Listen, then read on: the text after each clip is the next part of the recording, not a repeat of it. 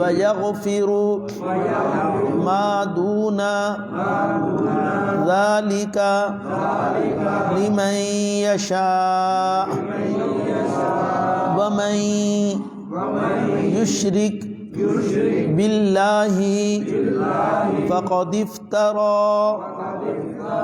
اِثْمًا عَظِيمًا صدق اللہ العظیم۔ اللہم صلی علی سیدنا محمد وعلی آل سیدنا محمد وبارک وسلم۔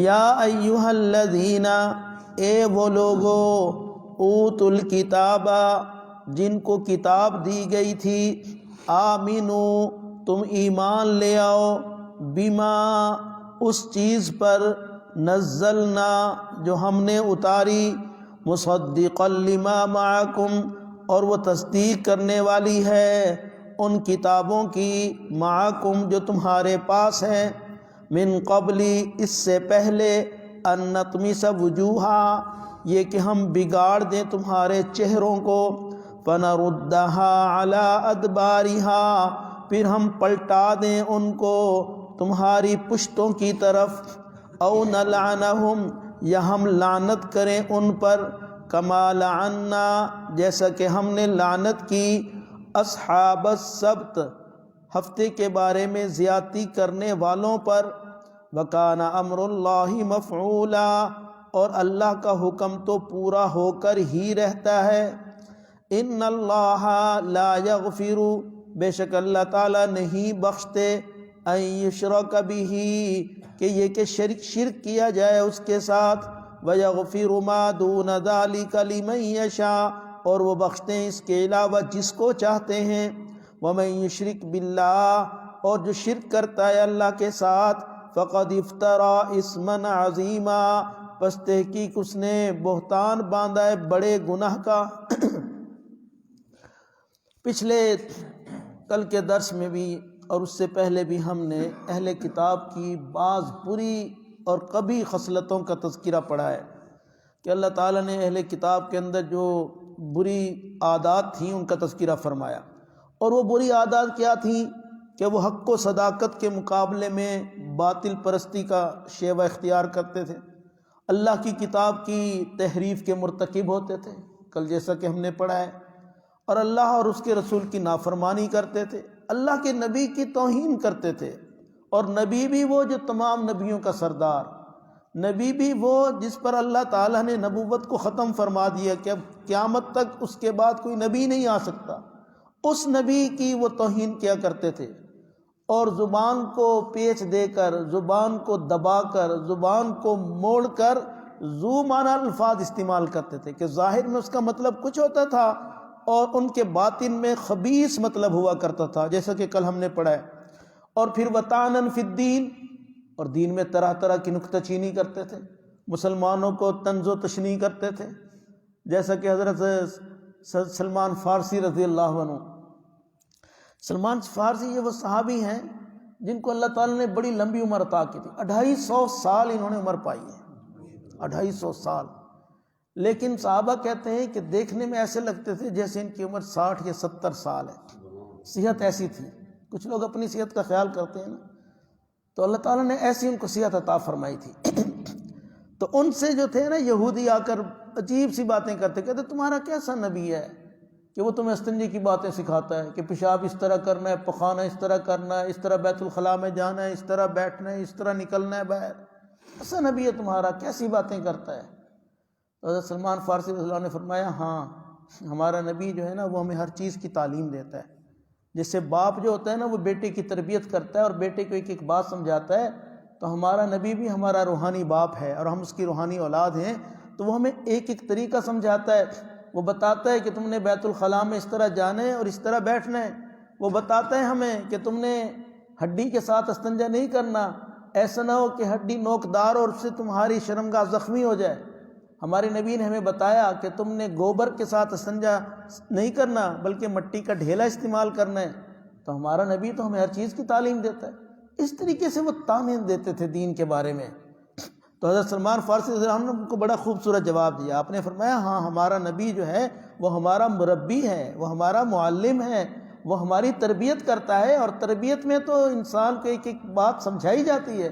تو ہمارا نبی اپنی امتیوں کو ایک ایک چیز کی تعلیم دیتا ہے، اور واقعی ہمارے نبی نے ہمیں صبح اٹھنے سے لے کر رات سونے تک کے اعمال بتائے ہیں کہ کس طرح تم نے صبح جاگنا ہے، دن میں کس طرح تم نے کاروبار کرنا ہے، اور تم نے رات کو کس طرح اپنے بستر پر آنا ہے، کس طرح لیٹنا ہے، کیا پڑھ کر سونا ہے، کس انداز سے سونا ہے۔ ایک ایک بات اللہ کے نبی نے ہمیں بتائی ہے، لیکن وہ دین میں طرح طرح کی نکتہ چینی کرتے تھے۔ آج جو ہم نے آیات پڑھی ہیں، آج کے درس کی آیات میں اللہ تعالیٰ نے اہل کتاب کو سخت وعید سنا دی کہ جب یہ بات مانتے ہی نہیں ہیں، ہمارا نبی ان کو بلاتا ہے دین اسلام کی طرف، ہمارا نبی ان کو دعوت دیتا ہے اپنی نبوت اور رسالت کی، ہمارا نبی ان کو قرآن کی طرف بلاتا ہے، اور قرآن بھی ایسا ہے جو بالکل سچی کتاب ہے اور جن کی کتابوں کی بھی تصدیق کرتا ہے، اس کے باوجود ہی نہیں مانتے۔ تو اللہ تعالیٰ نے بڑی سخت وعید سنائی، جس کا خلاصہ یہ ہے، اے یہودیو تم اس قرآن پر ایمان لے آؤ، ورنہ ہم تمہاری شکلیں بگاڑ کر رکھ دیں گے، تمہاری شکلوں کو مسخ کر دیں گے، تمہاری شکلوں کو ہم تبدیل کر کے رکھ دیں گے، اور تم پر اس طرح لعنت بھیجی جائے گی جیسے تم سے پہلے یہودیوں پر لعنت کی گئی ہے، کما لعنا اصحاب السبت۔ اور ان کی شکلیں کیسے بدلیں؟ اللہ تعالیٰ نے ان کو بندر بنا دیا، خنزیر بنا دیا۔ جو نوجوان تھے ان کی شکلیں بندر کی شکل میں بدل گئیں، اور جو بوڑھے تھے ان کی شکلیں خنزیر کی شکل میں بدل۔ چنانچہ ان آیات کا شان نزول بعض مورخین نے، محمد بن اسحاق رحمہ اللہ بیان فرماتے ہیں کہ ایک موقع پر نبی کریم صلی اللہ علیہ وسلم نے یہودی علماء کو دعوت دی۔ میں نے کل بھی ذکر کیا تھا کہ یہود میں بڑے 10 عالم تھے، ان کو آپ نے دعوت دی اور ان سے خطاب فرمایا، اور آپ نے خطاب میں کیا کہا؟ آپ نے فرمایا اے احبار یہود، اے یہود کے بڑے عالم۔ احبار حبر کی جمع، حبر اس عالم کو کہتے ہیں جس کے پاس پہاڑوں جیسا علم ہو، اتنا بڑا عالم ہو، اس کو حبر کہتے ہیں۔ تو اے احبار یہود، اے یہود کے بڑے عالمو، تم ایمان لے آؤ۔ اور اللہ کے نبی نے قسم کھا کر کہا، اللہ کی قسم تم جانتے ہو جو دین میں لے کر آیا ہوں یہ سچا دین ہے۔ تو جب میں سچا دین لے کر آیا ہوں اور سچا اسلام لے کر آیا ہوں اور آپ کے پاس سچی کتاب لے کر آیا ہوں، لہذا تم اس پر ایمان لے آؤ۔ لیکن یہودیوں نے آگے سے کیا کہا؟ انہوں نے کہا ہم تو آپ کو پہچانتے ہی نہیں۔ بلکہ در منصور میں یہ روایت ہے، حضرت عبداللہ ابن عباس رضی اللہ عنہ فرماتے ہیں کہ نبی علیہ الصلوۃ والسلام نے یہود کے بڑے بڑے سرداران، رؤسائے یہود، ان کو اکٹھا کیا اور ان کو دعوت دی، اور ان میں عبداللہ بن سوریہ بھی تھے اور اسد بن احبار بھی تھے، کعب بن اسد بھی تھے۔ تو آپ نے ان کو دعوت دی اور کہا اے یہودیو اللہ سے ڈرو، اے یہودیو اللہ سے ڈرو اور تم اسلام کو قبول کر لو، اور تم جانتے ہو اللہ کی قسم جو دین میں لے کر آیا ہوں وہ دین برحق ہے، لہذا میں تمہیں دعوت دے رہا ہوں تم اس پر ایمان لے آؤ۔ لیکن انہوں نے آگے سے کیا کہا؟ انہوں نے کہا ہم تو پہچانتے ہی نہیں، حالانکہ سب کچھ اپنی کتابوں میں پڑھ چکے تھے، اللہ کے نبی کے بارے میں، قرآن کے بارے میں، اللہ کے نبی کی نشانیاں علامات پڑھ چکے تھے، اس کے باوجود کیا کہتے ہیں؟ کہتے ہیں ہم تو پہچانتے ہی نہیں۔ اور قرآن کیا کہتا ہے؟ ہم نے پچھلے دوسرے پارے میں پڑھا ہے، یعرفونہ کما یعرفون ابناءہم، یہ تو آپ کو ایسے پہچانتے ہیں جیسے انسان اپنی اولاد کو پہچانتا ہے، یا آپ کے قرآن کو بھی ایسے ہی پہچانتے ہیں جیسے انسان اپنے بیٹوں کو پہچانتا ہے۔ لیکن جب نبی علیہ السلام نے دعوت دی تو فوراً مکر گئے، کہنے لگے ہم تو پہچانتے ہی نہیں۔ تو اللہ تعالیٰ نے پھر یہ آیات اتاری اور ان آیات میں سخت وعید بیان فرمائی، یا ایھا الذین اوتوا الکتاب، اے وہ لوگو جو دیے گئے کتاب۔ یہودیوں کو بھی کتاب ملی تورات، اور نصارہ عیسائیوں کو بھی کتاب ملی انجیل، تو یہ دونوں اہل کتاب کہلاتے ہیں۔ اے یہودی اور عیسائیوں تم اپنے آپ کو اہل کتاب کہلاتے ہو۔ عیسائی جو ہے وہ انجیل کے حامل ہونے کے دعوے دار ہیں کہ ہم انجیل کو مانتے ہیں، اور یہودی جو ہیں وہ تورات کے حامل ہونے کے دعوے دار ہیں۔ تو قرآن پاک کی اصطلاح میں ان کو کیا کہا گیا؟ اہل کتاب کہا گیا۔ پیچھے درس میں بھی ہم نے پڑھا تھا اوتوا نصیبا من الکتاب، الم تر الی الذین اوتوا نصیبا من الکتاب، کیا آپ نے نہیں دیکھا ان لوگوں کی طرف جن کو کتاب کا کچھ حصہ دیا گیا ہے؟ وہاں میں نے بتایا تھا کچھ حصہ دینے کا کیا مطلب تھا، کہ یہ الفاظ تو مانتے تھے لیکن ان کے معنی پر ایمان نہیں لاتے تھے، روح پر ایمان نہیں لاتے تھے۔ یہ مطلب تھا کہ انہوں نے تورات میں انجیل میں تحریف کر دی تھی، لیکن اس کے باوجود کچھ چیزیں اس کے اندر اصلی حالت میں باقی تھیں، تو وہ حصہ تو تم مانتے ہو۔ تو قرآن نے کیا کہا کہ کچھ حصے پر تو، کتاب میں سے کچھ حصے پر تو تم ایمان رکھتے ہو، تو اس لیے ان کو اہل کتاب کہا گیا۔ ان کو کیا خطاب کر رہے ہیں اللہ تعالیٰ؟ آمینو، اہل کتاب یہودیو عیسائیو، تم ایمان لے آؤ، بما نزلنا، اس چیز پر جو ہم نے اتاری۔ وہ کیا اتاری ہے؟ قرآن پاک، جو آج میرے اور آپ کے ہاتھوں میں، اس کتاب کی اللہ ان کو دعوت دے رہے ہیں۔ اے یہودیو، اے عیسائیو، ایمان لے آؤ اس چیز پر جو ہم نے نازل کی ہے، یعنی قرآن پر۔ اور وہ قرآن کیسی کتاب ہے؟ مصدقا لما معکم، وہ تصدیق کرنے والی ہے ان کتابوں کی جو تمہارے پاس ہیں۔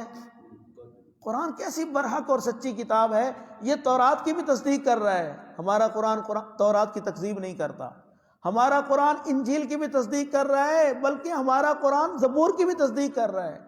اس سے پہلے انبیاء پر جو کتابیں، جو صحیفے نازل ہوئے، ان کی بھی یہ تصدیق کرتا ہے۔ تو اور اصول بھی یہی تھا کہ ہر بعد میں آنے والی جو کتاب تھی وہ پہلی کتاب کی تصدیق کرتی تھی، تکذیب نہیں کرتی تھی۔ تو قرآن جو ہے یہ مصدق ہے، یہ مکذب نہیں ہے، تکذیب نہیں کرتا۔ اور اس کی وجہ کیا ہے؟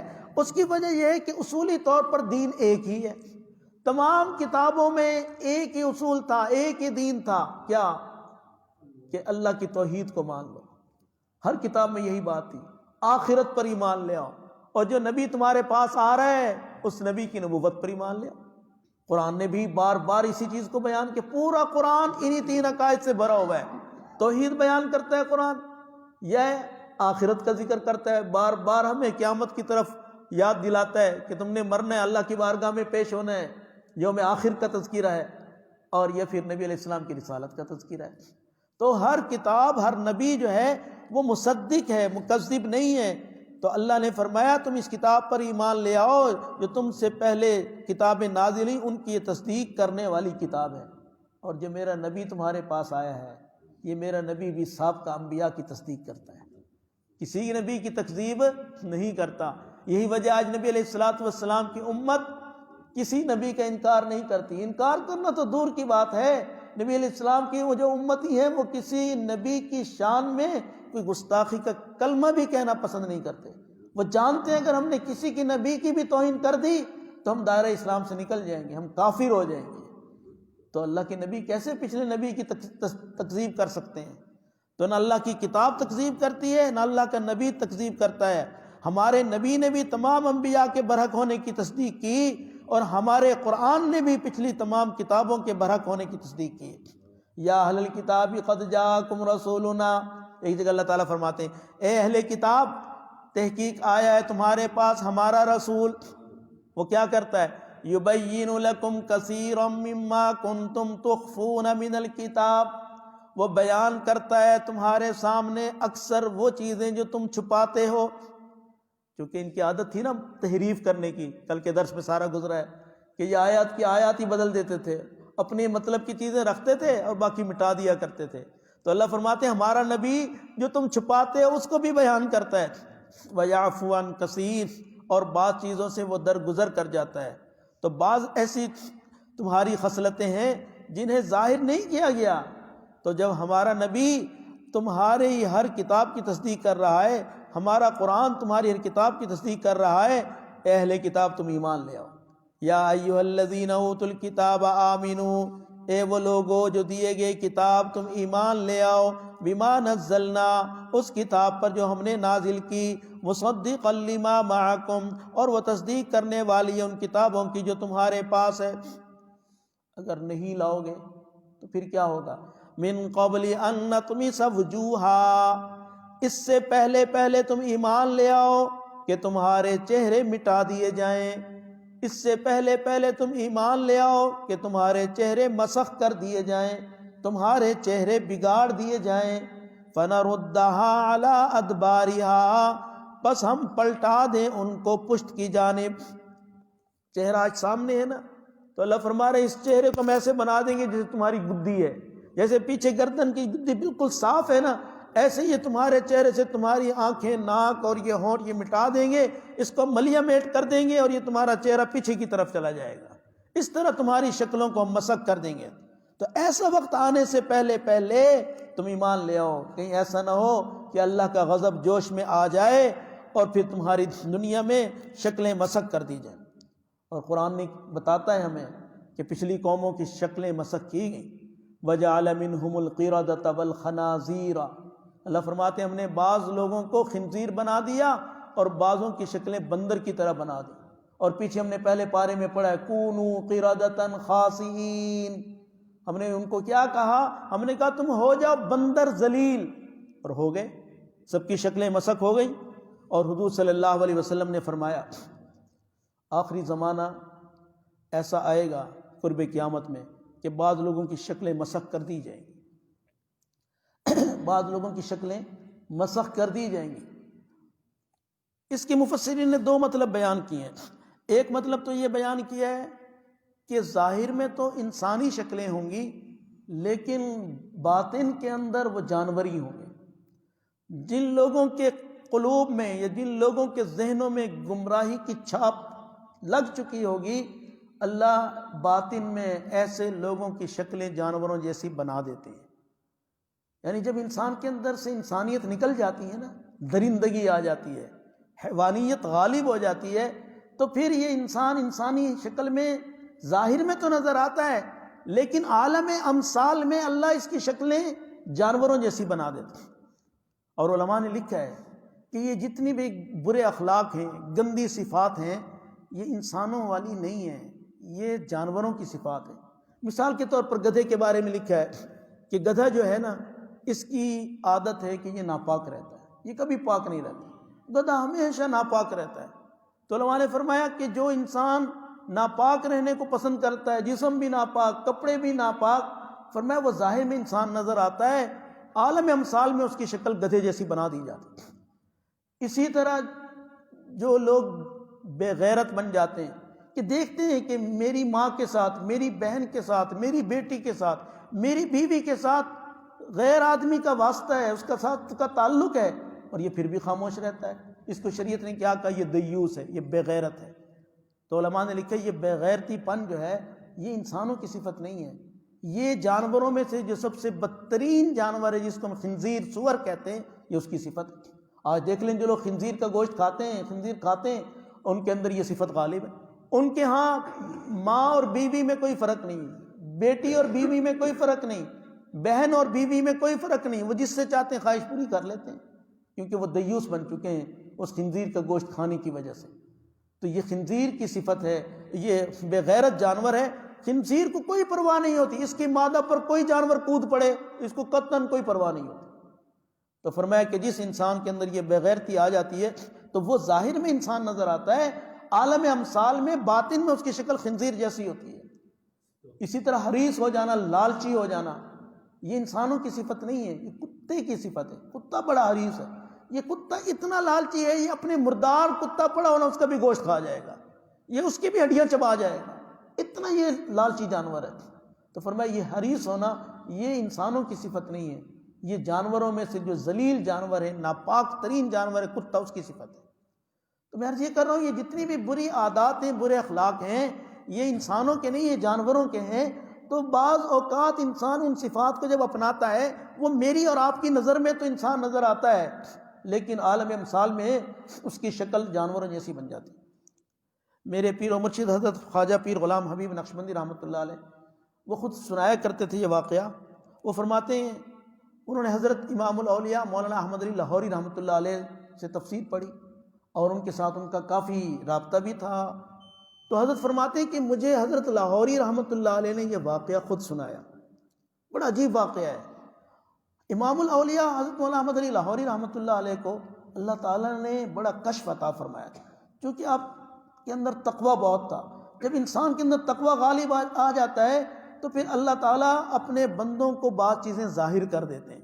اس لیے ان کے سامنے کوئی اگر انسان تحفہ لے کر جاتا نا اور جس کی کمائی حلال اور حرام کی مکس ہوتی تھی تو وہ بتا دیتے تھے کہ یہ چیز حلال ہے اور یہ حرام ہے۔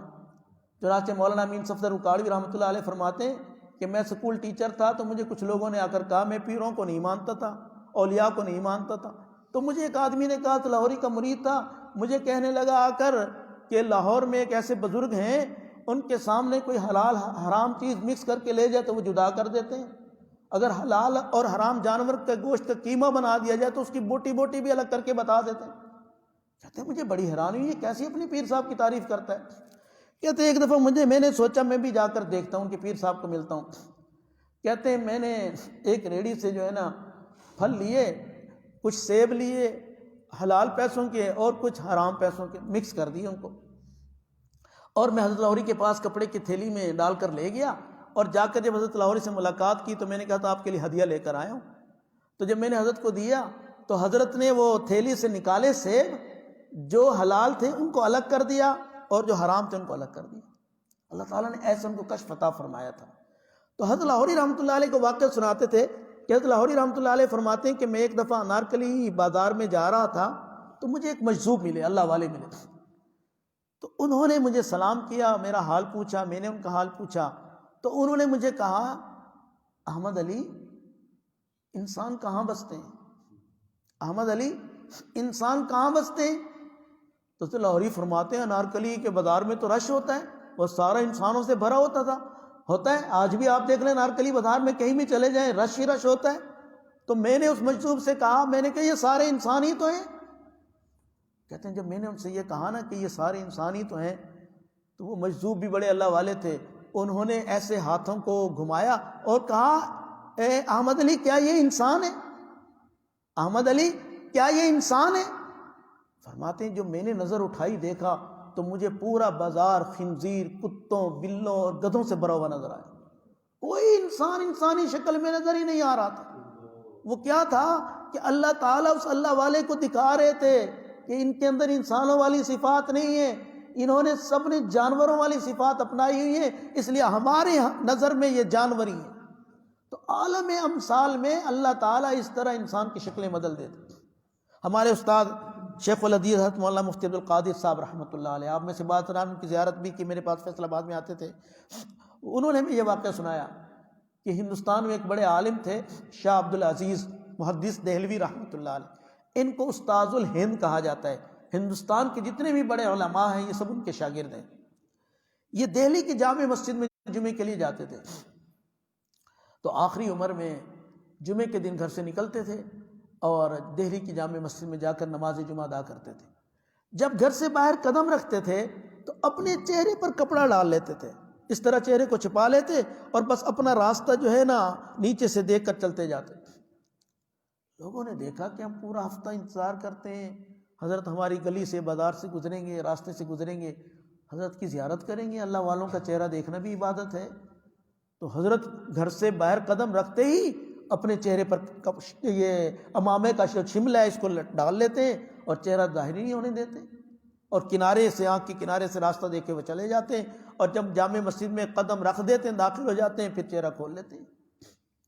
تو کچھ دن تو لوگ خاموش رہے، جب بار بار مسلسل دیکھا حضرت اسی طرح گزرتے ہیں تو ظاہر مریدین تھے، شاگرد تھے، تو ان سے رہا نہ گیا، حضرت سے پوچھا حضرت اس کی کیا وجہ ہے؟ ہم پورا ہفتہ انتظار کرتے ہیں آپ کی زیارت کریں، آپ کا دیدار کریں، اور آپ ہمارے پاس سے گزرتے ہیں تو چہرہ ہی چھپا لیتے ہیں۔ کچھ دیر تو حضرت خاموش رہے، جب انہوں نے اصرار کے ساتھ پوچھا تو حضرت نے فرمایا کہ میں نے آج تک اللہ تعالیٰ سے جتنی دعائیں کی ہیں اللہ تعالیٰ نے وہ ساری دعائیں میری قبول کر لیں، لیکن ایک دعا میری قبول نہیں ہو رہی، اور وہ میں مسلسل کر رہا ہوں، اور وہ دعا یہ ہے کہ میں اللہ تعالیٰ سے یہ دعا کرتا ہوں اے اللہ لوگوں کے عیب میرے سامنے ظاہر نہ کر۔ آج ہم تو چاہتے ہیں نا ہمیں لوگوں کے عیوب پتہ چل جائے تاکہ ان کو کل کو ذلیل کریں، ہم تو بلکہ ٹو میں رہتے ہیں، جستجو میں رہتے ہیں کہ کسی کی کوئی کمزوری، کوئی عیب ہمارے ہاتھ چڑھ جائے۔ ایک اللہ والے ہوتے ہیں، یہ اللہ تعالیٰ سے دعا کر رہے ہیں کہ یا اللہ لوگوں کے عیب میرے سامنے ظاہر نہ فرما۔ فرماتے ہیں یہ دعا میں مسلسل کر رہا ہوں لیکن میری دعا قبول نہیں ہو رہی ہے۔ فرماتے ہیں جب میں گھر سے باہر نکلتا ہوں تو مجھے کسی کی شکل خنزیر کی نظر آتی ہے، کسی کی شکل گدھے کی نظر آتی ہے، کسی کی شکل کتے کی نظر آتی ہے، کسی کی شکل بلے کی نظر آتی ہے، مجھے کوئی انسان انسانی شکل میں نظر ہی نہیں آتا۔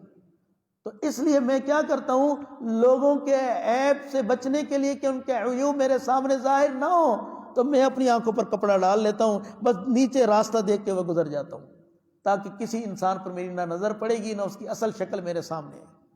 اس طرح عالم امثال میں اللہ تعالیٰ پھر ان انسانوں کی شکلیں جانوروں جیسی بنا دیتے۔ حضرت لاہوری رحمۃ اللہ علیہ بات سے بات یاد آ گئی، ایک دفعہ شیخ پورہ میں تشریف لے گئے، یہ اس شخص نے واقعہ سنایا جس نے خود حضرت لاہوری کو دیکھا اور حضرت لاہوری سے یہ واقعہ سنا۔ شیخ پورہ میں جب تشریف لے گئے، وہاں شیخ پورہ میں ایک مجذوبہ عورت تھی۔ اچھا، وہ جو مجذوبہ عورت تھی وہ کپڑے نہیں پہنتی تھی، ننگی پھرتی تھی، لوگ اس کو بڑا کہتے تم باہر نکلتی ہو کپڑے پہنا کرو، وہ سنتی ہی نہیں تھی۔ مجذوب لوگ ہوتے ہی پاگل دیوانے ہوتے ہیں، اب وہ کپڑے نہیں پہنتی تھی، ننگی پھرتی رہتی تھی سڑک کے اوپر چوراہوں پر، لوگوں نے بڑا کہا سمجھایا، لیکن ایک دن کیا ہوا، لوگوں نے دیکھا کہ وہی عورت کہیں سے گتا اٹھا رہی ہے، کہیں سے پتے اکٹھے کر رہی ہے، کہیں سے کاغذ اکٹھے کر رہی ہے اور اپنے جسم کو ڈھانپ رہی ہے، کاغذ سے، پتوں سے اور گتوں سے اپنا جسم چھپا رہی ہے۔ لوگ بڑے حیران ہوئے کہ آج اس کو کسی نے کہا بھی نہیں اور ہم نے اتنا عرصہ ہو گیا اس کو سمجھاتے ہوئے اور یہ چہرہ جسم چھپاتی نہیں تھی، اور آج اس کو کیا ہوا؟ جب اس سے پوچھا تو اس نے کہا بات یہ ہے، مجھے انسان آج ہی نظر آیا ہے، مجھے انسان آج ہی نظر آیا ہے، اس لیے میں نے اپنے جسم کو چھپایا ہے کہ کہیں یہ انسان، یہ مرد ہے، میرا چہرہ، میرا جسم نہ دیکھ لے۔ اور وہ فرماتے ہیں وہ انسان کون تھے؟ وہ حضرت لاہوری رحمۃ اللہ علیہ تھے۔ جب اس نے حضرت لاہوری کو بازار میں چلتے ہوئے دیکھا تو اپنے جسم کو ڈھانپ لیا۔ یہ اللہ والے جو ہوتے ہیں نا، ان کے اندر اصل انسانیت ہوتی ہے۔ اللہ تعالیٰ نے ہمارے اوپر تو پردہ رکھا ہوا ہے، ہماری شکلوں کو بگاڑا نہیں ہے، لیکن قرب قیامت میں بعض لوگوں کی شکلیں ظاہر میں بھی بدل جائیں گی، باطن میں تو بدل چکی ہیں اور بدل رہی ہیں، ظاہر میں بھی بدل جائیں گی۔ چنانچہ مسند احمد شریف کے اندر حدیث ہے کہ اللہ کے نبی صلی اللہ علیہ وسلم نے فرمایا آخری دور میں اللہ تعالیٰ کچھ لوگوں کو بندر اور خنزیر بنائے گا۔ حضور صلی اللہ علیہ وسلم سے سوال کیا گیا، اللہ کے نبی کیا وہ لوگ کلمہ نہیں پڑھیں گے؟ آپ صلی اللہ علیہ وسلم نے جواب میں فرمایا یصلون و یصومون و یحجون، وہ کلمہ بھی پڑھیں گے، وہ نمازیں بھی پڑھیں گے، وہ روزہ بھی رکھیں گے، وہ حج بھی کریں گے، لیکن اس کے باوجود ان کی شکلیں جو ہوں گی وہ مسخ کر دی جائیں گی، بندر اور خنزیر کی بنا دی جائیں گی۔ کیوں؟ وہ گانے بجانے کے بڑے شوقین ہوں گے، وہ لوگ نمازیں بھی پڑھیں گے، حج بھی کریں گے، روزے بھی رکھیں گے، لیکن میوزک سننے کے عادی ہوں گے، گانے بجانے کے شوقین ہوں گے، اس لیے رات کو ٹی وی کے سامنے بیٹھیں گے اور صبح ان کی شکلیں خنزیر اور بندر کی بن جائیں گی۔ اور آج دیکھ لیں، آج انسان رات کو نیٹ کھولتا ہے اور تھرکتے ہوئے جسموں کا نظارہ کرتا ہے، خدا نہ خواستہ اس حالت میں موت آ جائے تو اللہ کی نظر میں تو وہ بندر اور خنزیر ہے۔ اللہ کے نبی نے فرمایا قرب قیامت میں آخری دور میں ایسا ہوگا کہ لوگوں کی شکلیں جو ہیں وہ واقعی بندر اور خنزیر کی ہو جائیں گی۔ تو یہاں بھی اللہ فرما رہے ہیں ان کے بارے میں کہ تم ایمان لے آؤ اس نبی پر، اس کتاب پر، ایسا نہ ہو کہ تمہاری شکلیں بدل دیں اور ان کو مسخ کر دیں اور ان کو بندر اور خنزیر بنا دیں۔ او نلعنہم کما لعنا اصحاب السبت، یا ہم ان پر لعنت بھیجیں جیسا کہ ہم نے لعنت کی ہفتے والوں پر۔ کل پڑھیں گے انشاءاللہ۔ صدق اللہ العظیم۔ الحمدللہ رب العالمین، اللہم انت السلام ومنک السلام، تبارکت ربنا وتعالیت یا ذا الجلال والاکرام، رب اغفر وارحم وانت خیر الراحمین، انت ولینا فاغفر لنا وارحمنا وانت خیر الغافرین۔ اے اللہ ہم سب کے حال پر رحم فرما،